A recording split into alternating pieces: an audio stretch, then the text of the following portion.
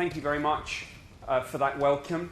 I'd like to thank David and Anthony and everyone at the Exopolitics UK movement more generally for organising this conference and for inviting me along. Now, as was said in the introduction, what I'm really going to do today is two things. I'm going to talk about the ongoing programme to declassify and release the entire archive of Ministry of Defence UFO files. I'm going to be talking about the background to that decision, why it was taken, the practicalities involved, what's being released, what the timescales are going to be. I'm then going to dip into those case files and talk about one or two of the more interesting incidents that have come to light. And again, as was flagged up in the introduction, I'm going to take some time in particular to go into the case of Milton Torres, the United States Air Force pilot who was given an order in 1957 to shoot down a UFO in British airspace. A fascinating case, one that came to light with this file release program, and as I say, one which I'll be going into a little bit more depth than some of the other cases that I'll talk about. Now, the real story here dates back to December 2007, and that's when the Ministry of Defence announced that they would be releasing the files. That the policy decision had been made, but that's when public confirmation occurred, and the story was actually broken by the Daily Telegraph just before Christmas. And once the Telegraph had run the story, various other media outlets picked up on it. Now, it's worth just spending a little time to say why this decision was made, because there were three separate reasons, and they're all interconnected. The first reason was that in 2007, the French government had released their UFO files. Now, unlike Britain, where the UFO project is embedded within the Ministry of Defence, in France, the UFO project is in the CNES, the French National Space Centre. But 2007, the French government released all their files, and as some of you may recall, this generated media coverage, not least because there was so much interest in this that the dedicated website the French had set up for this promptly crashed, leading to red faces and embarrassment all around. But the point about that was that by releasing their UFO files, the French had created a precedent which the British government found it increasingly difficult not to follow. Because after all, people were saying, well, look, if the French have released their files, if you, the Ministry of Defence, the British government, say that there is no smoking gun here, that there's nothing of any great significance in the files, well, release them and let us see. If the French have done it, what's the problem? So that was the first reason. The second is that the Ministry of Defence genuinely thought, and still believe, though things have gone slightly off track, as I may have time to demonstrate, the Ministry of Defence thought that this would be a good specific subject on which to showcase their commitment to the Freedom of Information Act and open government. Our Freedom of Information Act, of course, was passed comparatively recently when compared to the Americans. The legislation, the Act, is 2000, and it came fully into force across all public authorities and bodies on 1st of January 2005. So it really is comparatively recent. And after 2005, all government departments were looking for ways to show the media, the public, and of course the Information Commissioner, who polices government compliance with FOI. They were looking for ways to showcase their commitment. So MOD thought that because of the media and public interest in UFOs, this would be a particularly good proactive program. Release our UFO files and let's hope we get some good media coverage out of this. As I'll go on to explain, I think the media coverage turned out to be fairly positive for the National Archives, who host the UFO files, but perhaps the story didn't quite turn out with the MOD being quite the heroes of the day that they had planned to be. They also thought, by the way, that the release of the files might defuse some of the conspiracy theories about MOD's role in all this.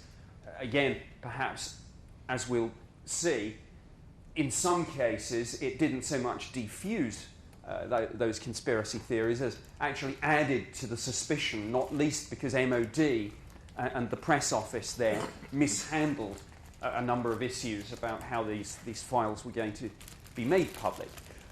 The biggest single reason, though, that lies behind the release of these files is nothing to do with the French or open government.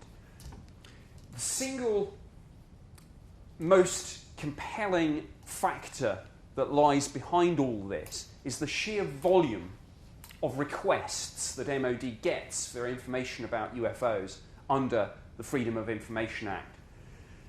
In the run-up to FOI coming into force, all people in the MOD, and of course I was still working for the department when FOI was brought in and in that run-up, we were all given mandatory training about FOI because, of course, MOD had to comply with the law on this, and the law in relation to FOI is quite complex.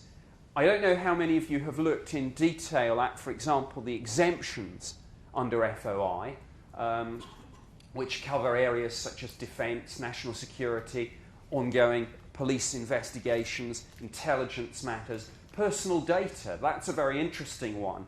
And even MOD lawyers and other government department lawyers are sometimes not clear how the personal information exemption in the Freedom of Information Act meshes with the separate data protection legislation and how that balances against issues of wider public interest. So, in many ways, compliance with FOI is actually a subjective decision, and it's a decision made very often by comparatively junior desk officers. And we always used to say that if you're going through a document and deciding whether it could be declassified and released, I would do it, I'm sure, in a completely different way to a colleague. And if I was doing exactly the same document, maybe 2 weeks later, I would probably take some slightly different decisions. It really is a judgment call for the subject matter experts. But when FOI came into force, there was some speculation that one or two people might be interested in UFOs, and in amongst all the other things people would be asking about, we might get a few requests. You know, what does the government know about this?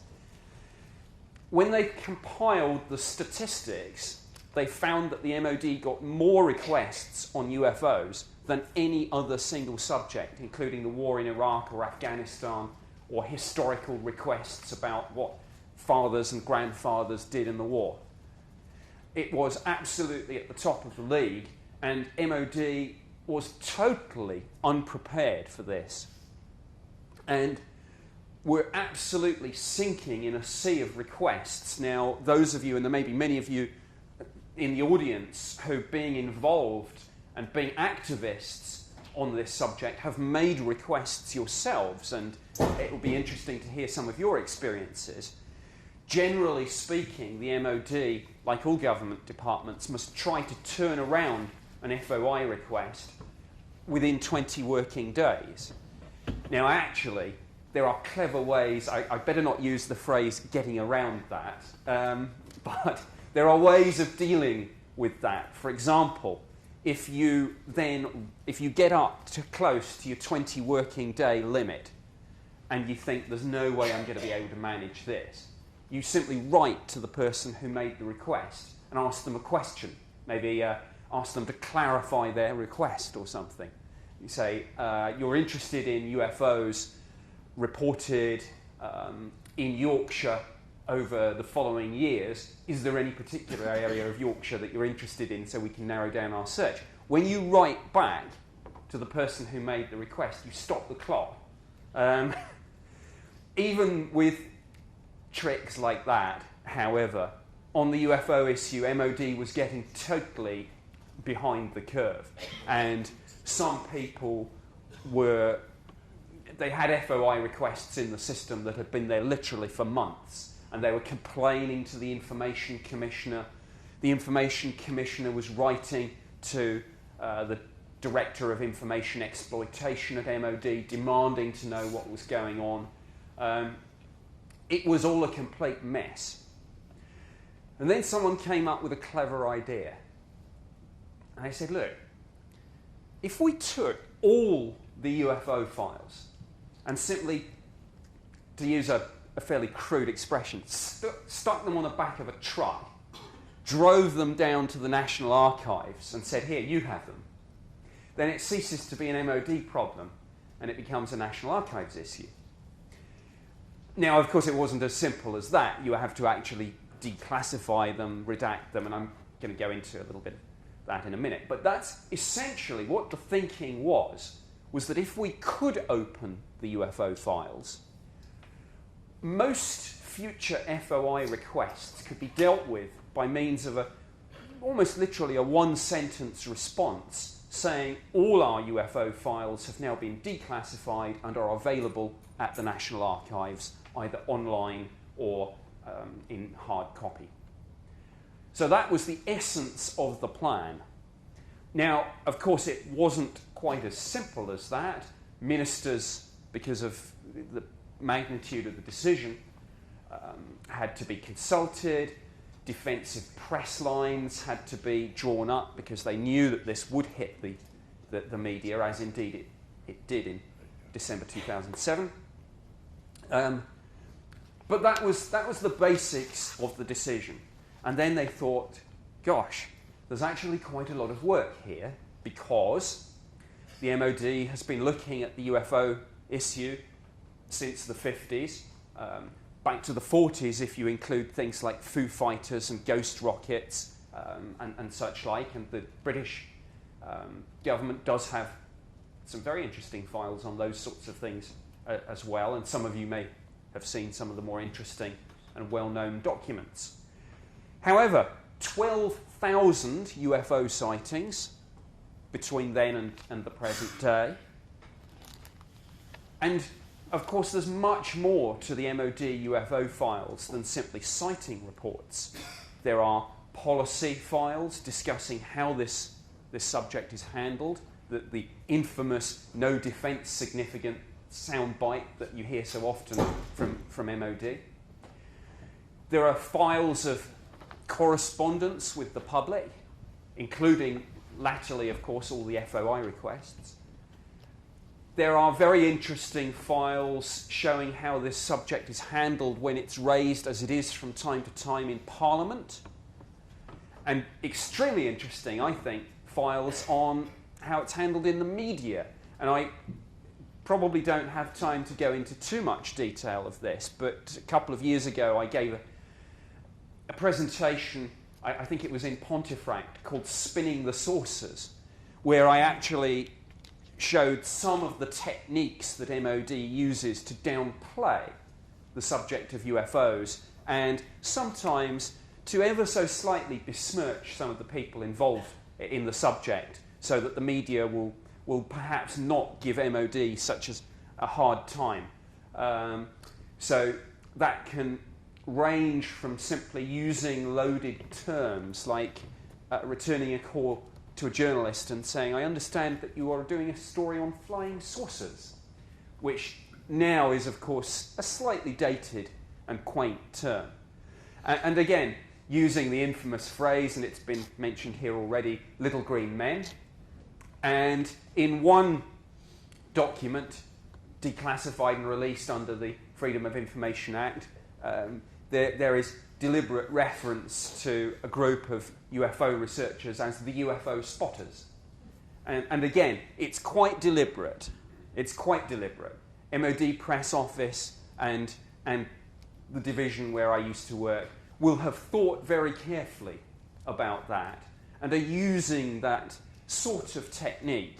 You see it in the media all the time, of course. I mean, it's a much wider point about thinking and language and how the words we use, the way in which we use them, is deliberately used to influence people's thinking. And it can be something as obvious as saying, it's a story you see in the press all the time, the unions have rejected management's latest offer, which of course you're using a negative word for the workers and a positive word, for the establishment. So, but that's a whole nother story. But the media files are quite interesting. So, all this came to a head on 14th of May last year, a day which, if and when the official history of ufology is written up, will be a fairly significant date, I think, in worldwide ufology, certainly insofar as British ufology is concerned. And I was peripherally involved in that process, in that the National Archives asked me to come in prior to the release just to help them select a few cases that might be of interest to the media, just to highlight a range of things that they might showcase. Some easily explainable cases, some rather funny and quirky cases, and some rather more interesting and unexplained cases, so that across the range of media there was a wide range of potential stories that could run. The story was a huge success, and I'm sure most of you saw coverage. I think I can say with confidence that the story ran in every single national daily newspaper in the country. Not just the print media, but the radio, the TV. It was absolutely across the board, and of course, internet too. The interesting thing about the 14th of May file release media coverage was that it, generally speaking, was, I think, much more positive than previous coverage of the UFO subject had been. And that there were two factors involved there. Firstly, the story was carried by media outlets that wouldn't normally touch this story with a barge pole. And the story got onto Newsnight. The story was written up in a double-page spread in the Times. These are not places where you would normally find UFO stories. And on TV, you'd often find it as what the media call the skateboarding duck slot, right at the end where they do the silly story. Well, actually, this was carried on the mainstream news, BBC, ITV, and it wasn't just in the UK. The story ran all around the world, including some very big American shows, CNN News, Larry King Live, the New York Times, all sorts of places carried the story. The files were online. Again, like the French, there was a dedicated website for all this. Now, when I went to talk to the National Archives a couple of months before the release, they were telling me that they'd done their risk assessment for this. How is this going to pan out? What can go right and what can go wrong? Their biggest single fear was that what happened to the French would happen to them, because they knew this story was going to be big. So what they did is, in addition to their in-house computing systems and processing power, they bought in, I think from an external contractor, backup systems and extra power. And that was an extremely wise decision. I mean, I'm very pleased to say that, generally speaking, the website worked pretty well. And within a few weeks of having gone online on 14th of May, the material had been downloaded 2 million times. So there was massive interest in this. Quite a few people were a little disappointed by the first batch of papers. And again, it's an interesting idea to play with. in terms of how MOD likes to play down this subject. Was there, in a sense, and I don't know for sure the answer to this, was there at MOD's end a conscious policy decision to perhaps find the most mundane bunch of files that you possibly could get for the first release, and put them out and say, here are our UFO files, hoping that the media would go, yeah, well, it's not very good, is it? And in those first files, I mean, there were 7 files, I think, 7 or 8 files in the first batch, and a lot of people said, well, that's not very many, until they realised that each file contained about, in some cases, 500 individual sheets of A4.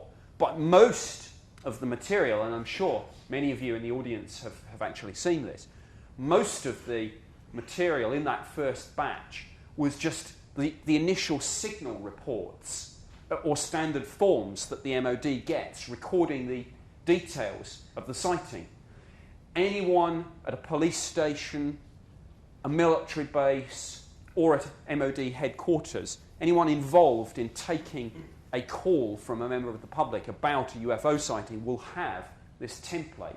The very first thing they'll do is they'll fill in these forms, and sometimes they come in paper copy, sometimes signal form, like a telex basically.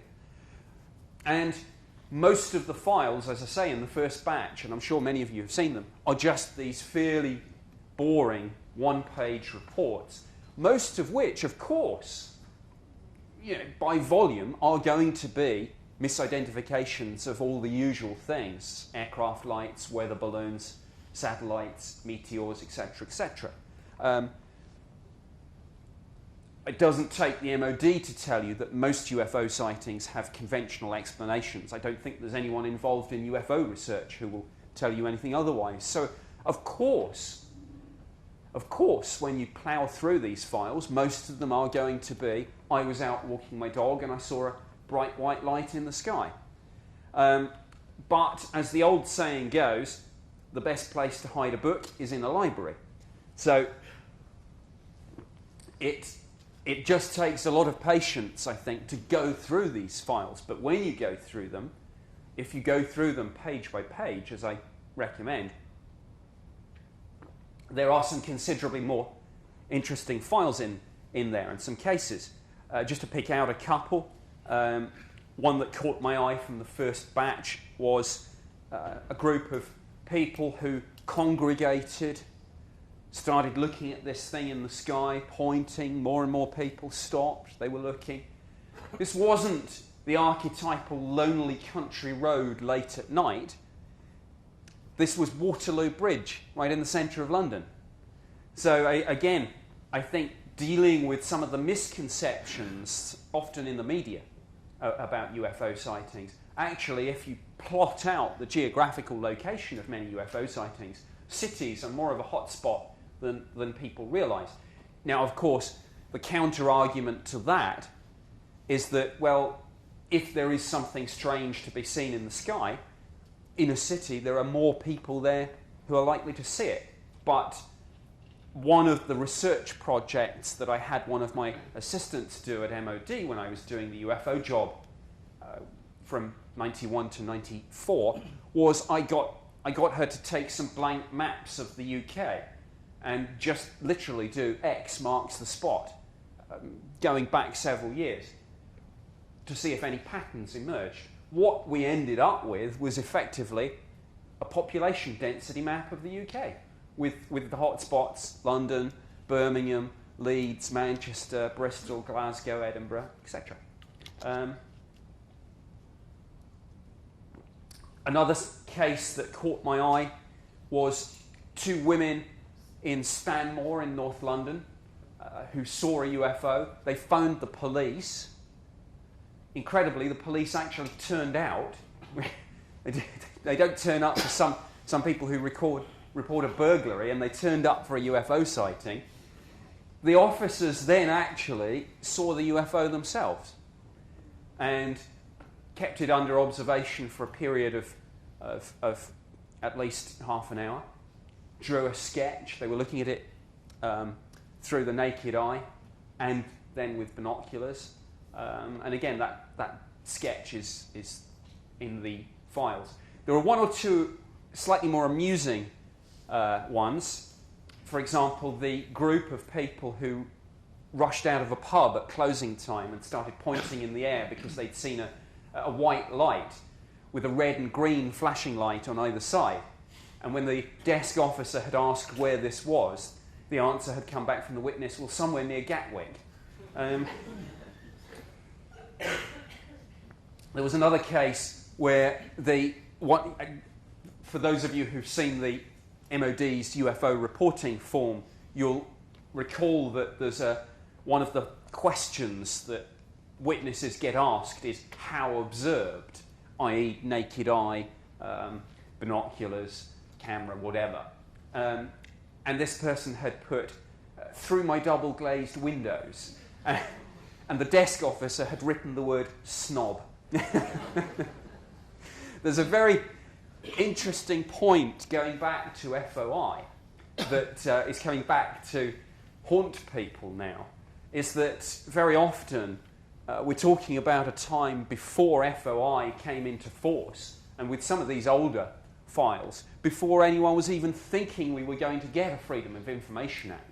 So very often, when you got letters from members of the public in, not just on UFOs, but any subject, sometimes desk officers, managers would write something a little bit disparaging and then pass it to someone down the chain to deal with. So you would get someone writing, this chap is clearly a nutter, please draft him a reply and get him off our backs.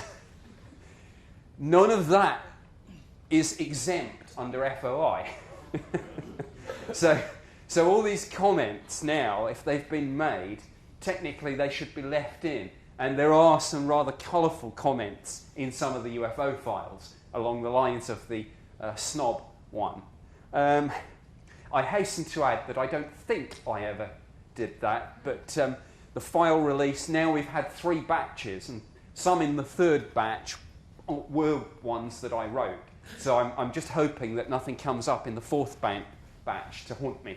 But I don't think I was ever disparaging. I hope that during my tour of duty, I actually took maybe more of an effort to reach out to the UFO community and to take this subject perhaps more seriously than others had.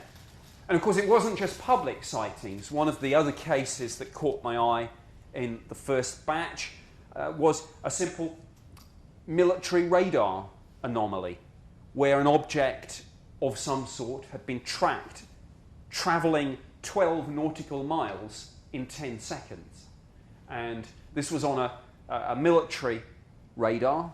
It had been looked at by the various experts in what was then called, I think, Directorate of Air Defence, as I recall, the various headquarters specialists, as well as the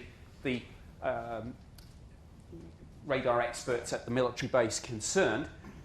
And they'd said, so far as we're aware, yes, of course, in some cases radar can play tricks. You can get anomalous propagation, ghost returns, angels, whatever you want to call them.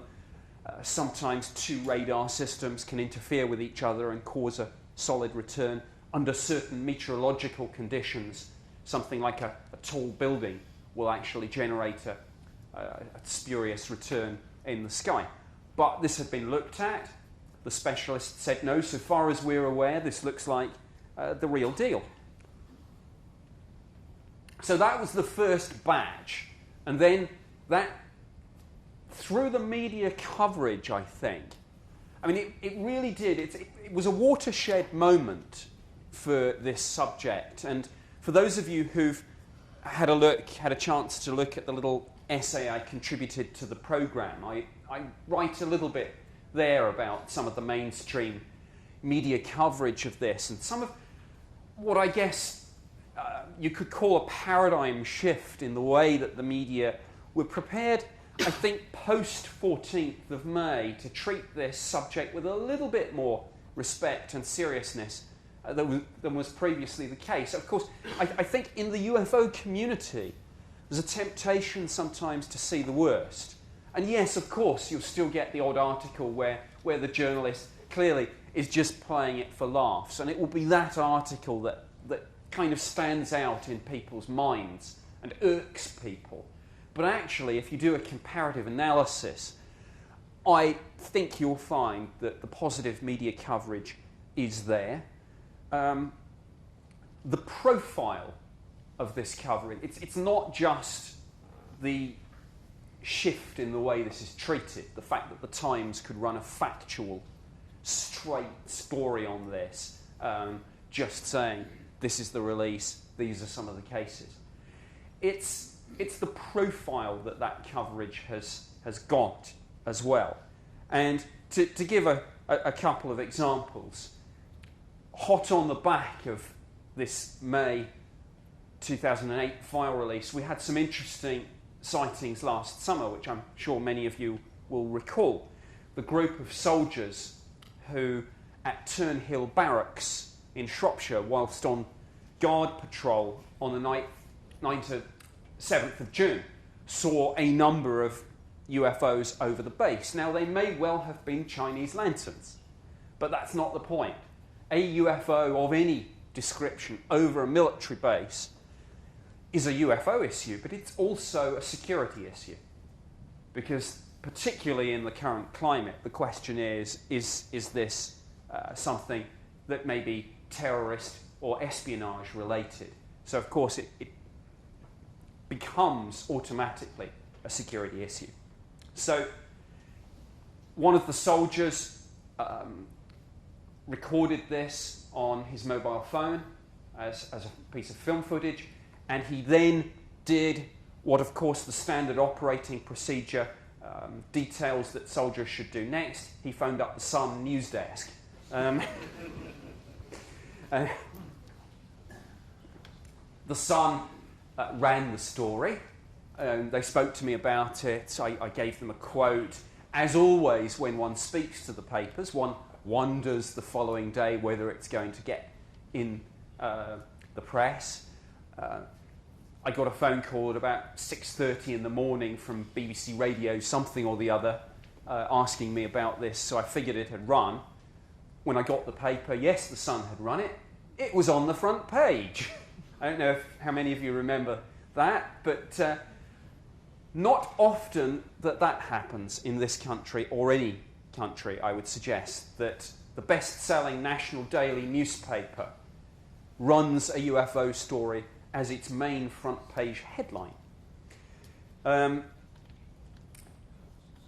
was an inquiry about that. It's quite interesting. What UFO researchers sometimes do after an incident like this is, of course, ask the MOD for documents relating to the case.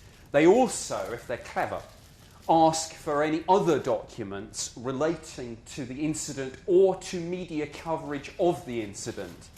And what they found was a very interesting little chain of emails between the military base where this had taken place, the UFO project, and the MOD press office. And basically, there was what you can, in polite terms, tell as a mild telling off of the soldier for phoning the Sun, as opposed to reporting it up the chain of command. And there was a wonderful little phrase, probably because they're getting wise to the fact now that people are FOIing the email exchanges about how these things are made public. But there's a very tactful phrase where it says, the individual concerned has been reminded of the regulations. In other words, I can tell you that what will actually have happened is march in the accused and a telling off from his commanding officer.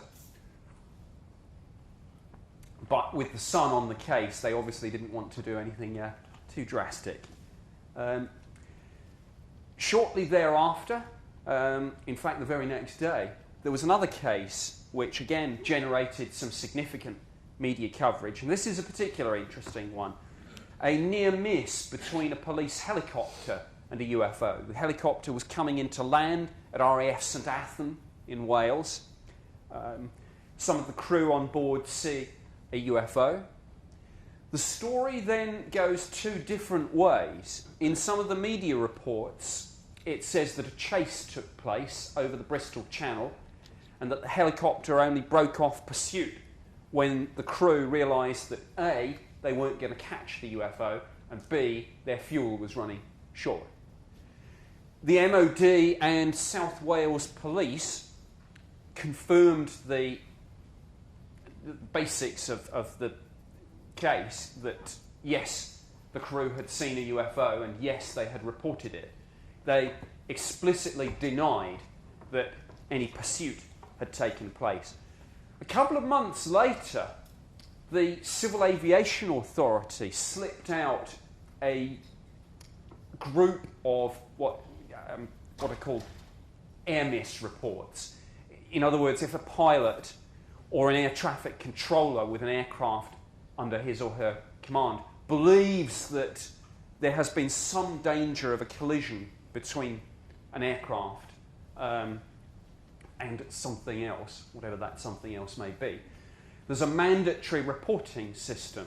And every now and then, the Joint Air Miss Group publish proactively a sort of half-yearly report. And most of them are, this aircraft coming in on its intermediate approach to Manchester Airport noticed that an aircraft had infringed to within X nautical miles, and they were on the radio, and lessons need to be learned, etc., etc.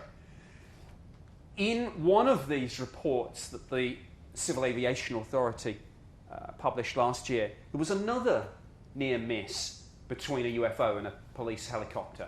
I don't know what the UFOs have got against police helicopters, but and this one was over Birmingham. And on this occasion, the pilot actually had to take evasive action. So, to me, this is one of the reasons why I'm still active in this particular field, and why I still do what I can to keep the issue in the public eye, as well as the wider issue of UFOs and what they may be. I believe that there is a flight safety, an air safety issue here. And many of you will know that those two cases are really the tip of the iceberg. Many of you may recall the case of the aircraft coming in to Manchester in 1994, I think it was. 95, sorry. Again, the pilot, or rather the first officer, saw a delta-shaped craft flash across the front of the aircraft, and he said the only reason he didn't take violent evasive action was because this thing was so fast it had gone before he could react. Now, it's interesting to speculate what would have happened if he had taken violent evasive action. That manoeuvre itself could have endangered the aircraft, which was one reason why a name who may be known to some of you, the late Graham Shepherd, former British Airways senior captain and a friend of Timothy Good, campaigned that the Civil Aviation Authority should include as a mandatory module in all pilot training something about UFOs, so that aircrew could perhaps have some training on how to respond in these sorts of incidents. The second batch of files was then released in October, and again, with this theme of air safety still in mind, one of the most intriguing cases in there was 21st of April 1991, with an Alitalia aircraft descending into Heathrow. It was over Kent at a height of about 22,000 feet, when again the crew saw a missile-like object flash fairly close to the aircraft, and actually one of the officers in the cockpit actually had time to shout, "Look out, look out," as this thing came close. Only narrowly avoided the aircraft. The MOD launched an investigation. There's an interesting issue about this. There's a sort of jurisdictional issue, as it were, about how to handle a case like that. Do you treat it as a UFO sighting? in which case the MOD would have the lead? Or do you treat it as a plain flight safety air miss issue, in which case the Civil Aviation Authority would have lead? And in fact, certainly in my day, the boundaries in an incident like that were not very clear, with the consequence that some of the investigations were rather badly handled, with no real sense of who was in charge. I mean, again, anyone, for example, handling, say, a police investigation will tell you that unless there is absolute clarity about jurisdiction and who's in charge, you'll never make any meaningful headway, and everyone will just run around chasing their tails. And sadly, in many of these cases, that's actually what happened. We checked to see, I mean, it got down to almost farcical level with us checking to see if we'd accidentally shot off any surface-to-air missiles, as if we wouldn't notice something like that. There was another case, incidentally, in the first batch, which I forgot to mention. Again, an aircraft reported that a cigar-shaped or missile-shaped object passed to within 1.5 nautical miles of the aircraft.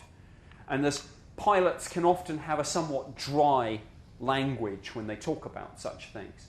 But in making the report, they said, the pilot said, "It seems to me there are three options that we might consider. This may have been A, a meteor, B, space debris re-entering the Earth's atmosphere, or C, a missile which had been fired into my flight path." And then there was a little comment and said, "If C, my crew and I are not amused." The most sensational case, of course, in the second batch is the case of Milton Torres. I'm now going to talk about that in some depth. Milton Torres was in the United States Air Force. He flew F-86 Sabres, and in 1957, in a period which he described to me as the happiest period of his life, he was posted to Manston in Kent, here in the UK. At the time, it was a base that the United States Air Force were operating. On a particular day, and we don't have the precise date, in 1957, he and another pilot were given an order to scramble.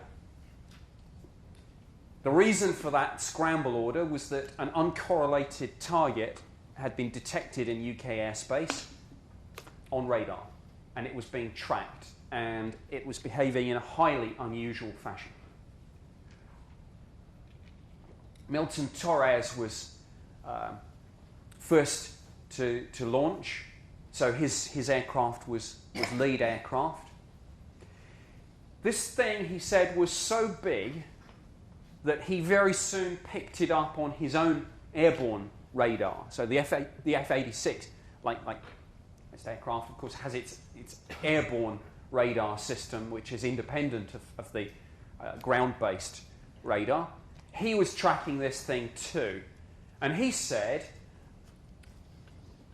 in his experience of looking at radar returns and then correlating them to the size of what you're looking at, this thing, whatever it was the size of an aircraft carrier. And what was even more disturbing is that it was virtually hovering and certainly moving at very slow speed. Now, you don't have to know much about anything to know that we really can't do that, particularly in 1957. Yes, I'm sure we can get into debates about prototype aircraft and UAVs, and it's a question that always comes up. And yes, of course, at any given time, aviation technology will be running about 10, maybe 15 years ahead of where the general public and aviation journalists think it's running. In other words, the things that you see at the big air shows where the USAF and the RAF are saying this is our best, latest thing, you know, is basically 10 or 15 years out of date. And yes, of course, there are prototypes. But in 57, even now, do we have things like the size of an aircraft carrier that can hover and then, as I'll come on to say, move off in an interesting way? Well, he was vectored towards this thing. He never saw it visually, by the way. By now, this thing was so massive on his scope that he said he hardly needed to even be guided by air traffic control. It was just he could follow straight in. And then he was given an order that he will never forget. He was told, shoot it down.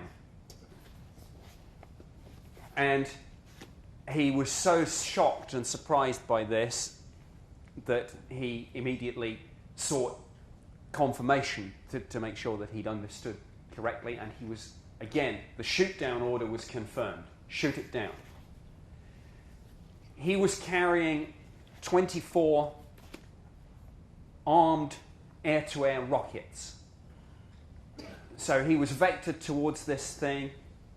He said he had no doubt that where it was, he was getting close, and then something interesting started to happen. From this very slow speed, the thing slowly began to pick up speed and accelerate.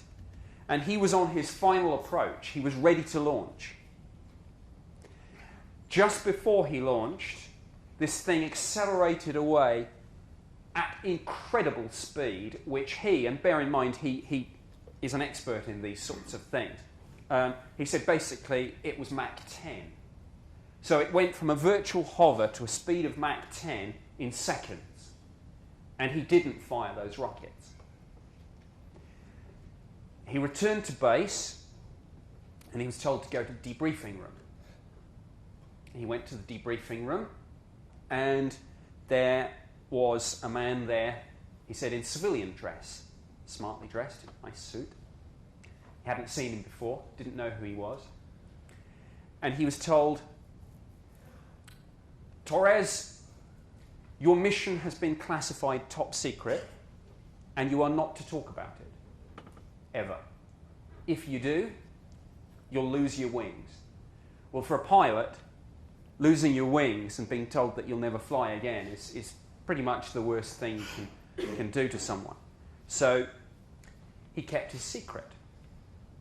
He wrote in the 80s an account of this, lodged it with a lawyer. The original 1957 paperwork, like most MOD files from the 50s and indeed the 60s, has either been lost or destroyed. Some efforts are obviously underway to retrieve this, but he never spoke about it in public until this account that he wrote, which he'd written after an old squadron reunion. This account was released by the MOD on 20th of October last year. And when MOD released it, and when his account was there and in the media, he felt, and he's 77, he felt that he had been effectively released from this security oath that he'd taken. And he then spoke about it. And many of you may have seen his testimony at the National Press Club. I was at Steve Bassett's ex-con a couple of months ago in Washington, D.C. I actually gave a joint presentation with Milton Torres. So, of course, I got the chance to get to know him socially over a period of many days, to talk to him not just about this incident, but life in the military more generally, his flying days, his experience of England, etc., etc. Some of you may have seen this footage of him speaking briefly at the National Press Club and him actually breaking down in tears because he had kept this secret for 50 years and felt that he couldn't even tell his own father, who sadly passed away before this information had been released. So when he was saying, I couldn't even tell my own dad, and he would have loved this, he broke down in tears, and his son had to come out onto the podium and put his arm around him. It's a very, very touching moment. And, you can find it on YouTube and I'm sure on the various Exopolitics websites. And it really is worth, I think, you're having a look at. So that is essentially the story of Milton Torres and his encounter. Of course, UFO researchers and journalists are working to try and find, for example, the wingman, to even find the NSA, if that's who he was, and we don't know, officer who actually told him that his mission had been classified.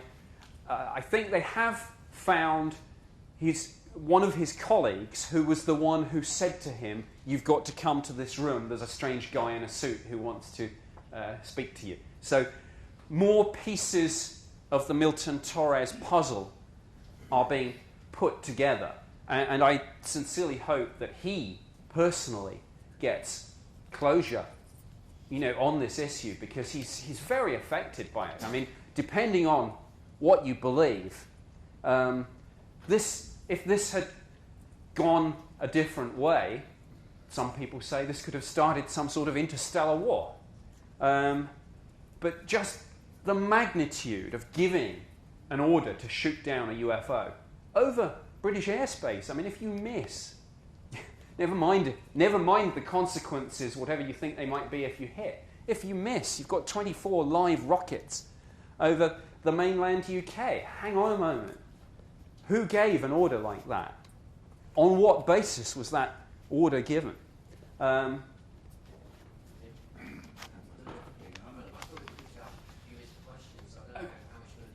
Okay, what I'm going to do is just wrap it up and then I'll take some questions then.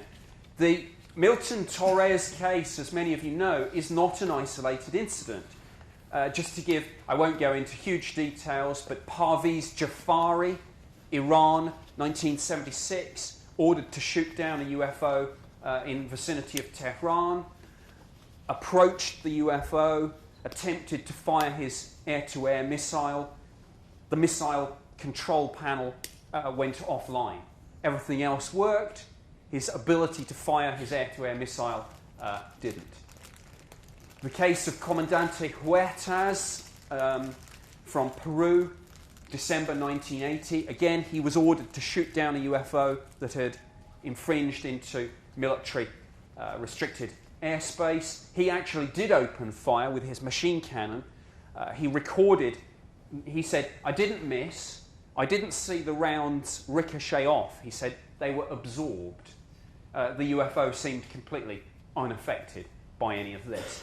Parviz Jafari and Comandante Huertas' first-person testimony, by the way, is available on the Coalition for Freedom of Information website. And it's worth having a look, not at the words that have been put in their mouths by journalists and ufologists, but hearing and reading their own first-person accounts. So that's not an isolated incident, of course. That's my point there. So before I take a few questions, the third batch, of course, is out. We've had all sorts of other interesting UFO incidents and coverage in the UK, including things like wind turbines, but that's another story. So in summary, the MOD is releasing its UFO files. There isn't, so far as I'm aware, what I call a spaceship in a hangar smoking gun document that's going to say these things are real. But there are plenty of documents that certainly give one pause for thought. Cases with UFOs seen by police officers, pilots, tracked on radar, and cases like the Milton Torres incident. So there has a lot of information has come out in these file releases. There'll be another batch out very shortly. This is an ongoing program. There is much more to come. Thank you for listening. Thank you.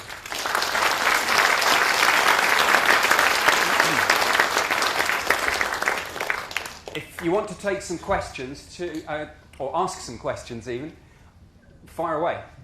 And I'll try and keep my answers short so that if there are questions, as many people as possible get a chance.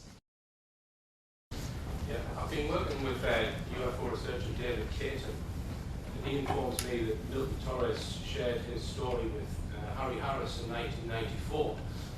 David Caton was party to that information then, and David Caton published everything that you just said basically in an article in 2007 in UFO Data magazine. So I suspect that the MOD knew that his story was out in the public domain in full, which is probably why it's been included in the documents.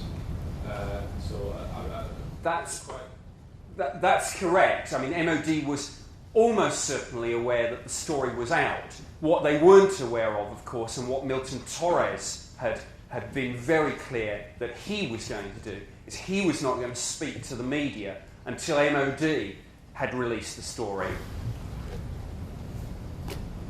In your opinion, are the MOD releasing everything, or is there a process for keeping some things back? This is a word we've heard many times over the last week in relation to MPs' expenses. Some information has been redacted. In other words, the black marker pen has come out.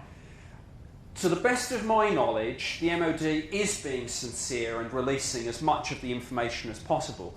One interesting litmus test of that is that there are plenty of documents they've released which show them monumentally cocking up.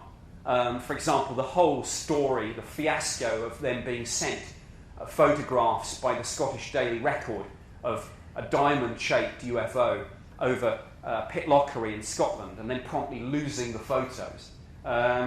So that the coverage of the release of the third batch of files basically was all about how MOD had the best UFO picture ever seen in this country and managed to lose it. Yes, some of the information's been blacked out. It tends to be things like names and addresses of witnesses because of the personal data exemptions.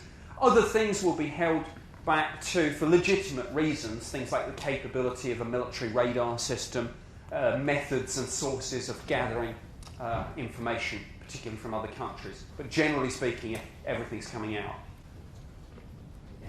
Just to link to that then, you mentioned that government and military structures are sort of becoming aware, or were aware that the Freedom of Information Act was going to come in. So at what point have you found in your own experience, were you aware that things just don't go down on paper at all, and did you ever do that yourself? Oh, that's a very interesting question. Yes, it goes on all the time. It's always gone on. I served for 21 years in MOD and obviously did a lot of things in that time apart from UFOs, including security. My last posting was in Directorate of Defence Security. Very often at a meeting, the chair will say something like, and now, and not for the minutes please, X. On some occasions, now, particularly with FOI in mind, people will say things like, they'll pick up the phone and they'll say, rather than send an email, they'll say, I'd like to come and talk to you about something. And yes, I must confess that on at least one occasion, a senior officer in the MOD said, I'd better write to so-and-so about that. And I said, well, you might want to think about that decision because you'll be creating a paper trail. Now, yes, of course, there are issues of accountability and democracy involved in that, but sometimes, particularly with very highly classified information on matters, say, relating to the terrorist situation, there is, I think, some justification for not always creating a paper trail. But the trouble is, of course, that as we well know, in other subjects in which many of you are interested, the lack of a proper paper trail means that if there's ever an inquiry into any momentous decision like taking the country to war, if you don't have a complete paper trail, there are bits of the puzzle that are missing. So I'm taking slightly longer on my response to your question because I think that's a very interesting point that doesn't often come out. But now there is not, I absolutely guarantee you, there is not a single person in any government department that doesn't have half an eye on FOI when they're writing a highly classified or sensitive document. And by the way, the Act is about classification. It's not supposed to be about covering up embarrassing and sensitive information. Rich? Just want to follow up on that because in the United States, former CIA Director Richard Helms, back in the 1960s and early 70s, famously said, the first rule in keeping secrets is nothing on paper. And around that same time when J. Edgar Hoover, the longtime director of the FBI, died, it was discovered that Hoover had kept an entire, almost like mini warehouse of files that were not part of any official system. So that any kind of request to the FBI would not have turned it up. And these were Hoover's like greatest blackmail files. I mean, the really great dirt that he had on every American politician. They were labeled unofficial and confidential. They were just, they didn't exist, but of course they did exist. And I know for a fact that in the U.S. system, this is an extremely widespread phenomenon. And I just have to wonder how widespread it is. I think that's a very good point. There's a related issue, which, again, I think it's important to share. And again, I'm not breaking any confidentialities or laws here because the two examples I'm using are examples which are in the public domain. But those of you who are familiar with the MOD's the study commissioned by the Defence Intelligence staff into UFOs, Project Condign, and those of you who are familiar with the MOD's remote viewing study in 2001 will recall that actually on those occasions the Defence Intelligence staff let these as projects to defence contractors, and of course putting something in the private sector is a very interesting way of taking something out with FOI.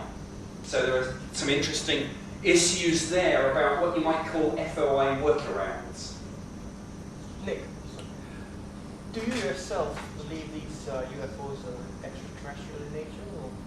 Or? I'm going to give you a horrendous politician's answer to that question. A quick one as well. A quick one. I can't rule it out. I think there's some interesting evidence that points that way, but until I have a spaceship in a hangar I can touch and see, I would say no hard proof. So I can't rule it out. So everybody's going to a lot of trouble and they have no idea what they're actually looking for. Wouldn't it be scary if the government actually didn't, the problem wasn't that the government knew all about this and was covering it up, but actually if these things are in our airspace and the government doesn't have a clue, who knows? Thanks. Thank you.